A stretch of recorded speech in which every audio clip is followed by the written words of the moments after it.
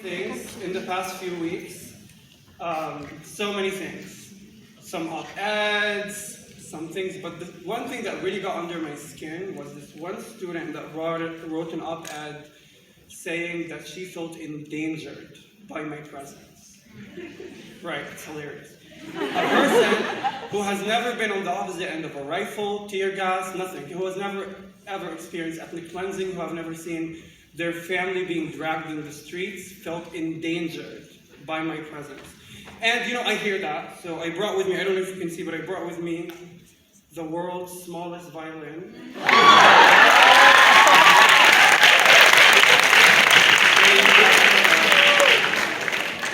Shout out to her, okay. Okay, now we can go back to business. I just really had to get that off my chest. Okay. So some of you may have seen me one time on CNN, a long time ago. This was when we first heard that our homes in Sheikh Jarrah were going to be taken over, and you know, we wanted as much media attention as possible, and we fought for it. And I remember one of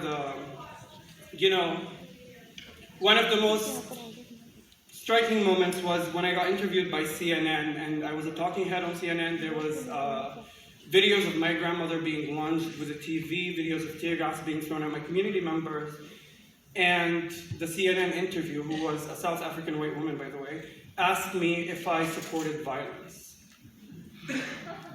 Right. And I asked her, do you support ethnic cleansing? And to me, that really highlights, a major theme in this so-called conflict.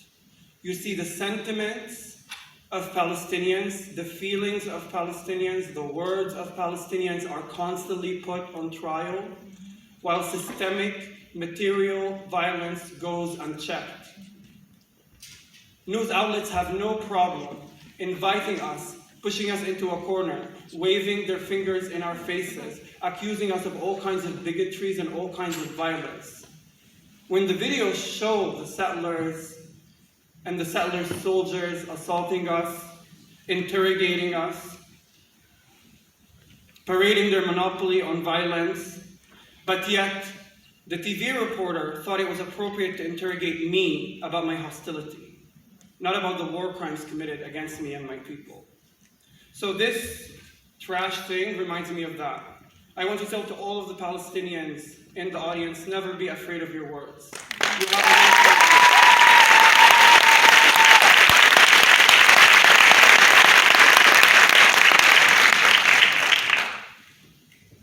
This past summer, tens of thousands of Palestinians across geographies and across legal statuses marched.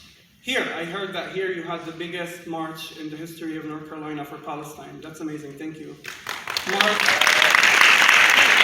for Palestinian liberation, but the revolution was not in the violent crackdown or the protest against the dispossession itself. The revolution was in the narrative. For the first time in a long time, Palestinians were taking the center stage unabashed, telling it like it is, unafraid of the smears, unafraid of the racist backlash, unafraid of the accusations, unafraid of calling settler colonialism by its name.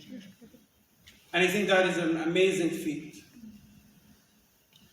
And I think we should not cower, and we should not bow our heads, and we should not continue, and we should not be spineless. Because for so long, like Ahmed talked about, the media has sanitized what's going on in occupied Palestine. Theft of homes were called evictions. Little kids getting shot in the street was called neutralization. And all of it was perfectly legal. Which leads me to ask the question, who has the right to narrate? Who has the power to carry out a certain act? Displacement in this case. Who can come and tell you the truth and take it and have you believe it as it is? Let me just do an experiment with you all. I'm going to read you some quotes from Zionists, okay?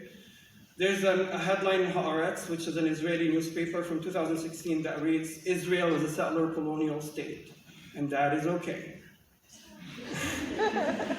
Okay.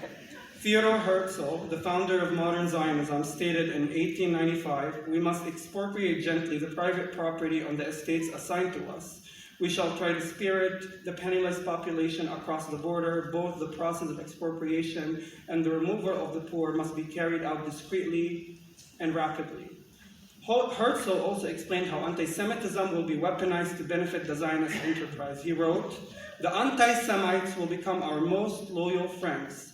The anti-Semite nations will become our allies." He said this on One Palestine Complete, page 47. I know my sources. In a Russian language article titled "The Iron Wall, Colonization of Palestine, Zionism Must Go Forward," Jabotinsky, which is another father of Zionism, states, "There is no solitary instance of any colonization being carried out with the consent of the native population.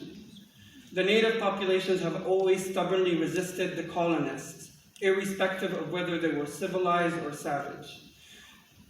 Jabotinsky went on to found the Irgun, the paramilitary responsible for the bombing of the King David Hotel in Jerusalem in 46 and the Deir Yassin massacre in 48. The Israeli commander that carried out that massacre at Deir Yassin later said, 3 or 4 more Deir Yassins and not a single Arab would have remained in the country. Similarly, the current Israeli Prime Minister Naftali Bennett has said, "I've killed lots of Arabs in my life and there is no problem with that." Most recently, a former Israeli army general has said that Palestinians need another Nakba. And we love those quotes, I don't know if there are any Palestinian organizers. We love those quotes. We print them.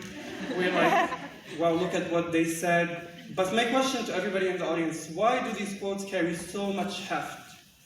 Why do we assign so much heft and we cite constantly as evidence when we wait on an Israeli politician to slip up and confess when that confession is not guaranteed?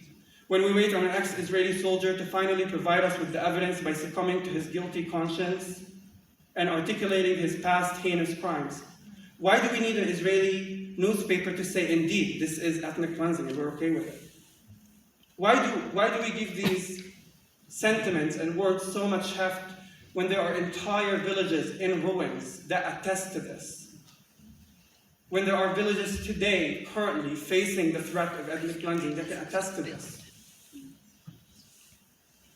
When there are prisoners striking whose bodies are decaying that can attest to this, that Israel is a settler colonial state, that it wants to kill Palestinians, that it has killed Palestinians for 7 decades, that it continues to displace Palestinians.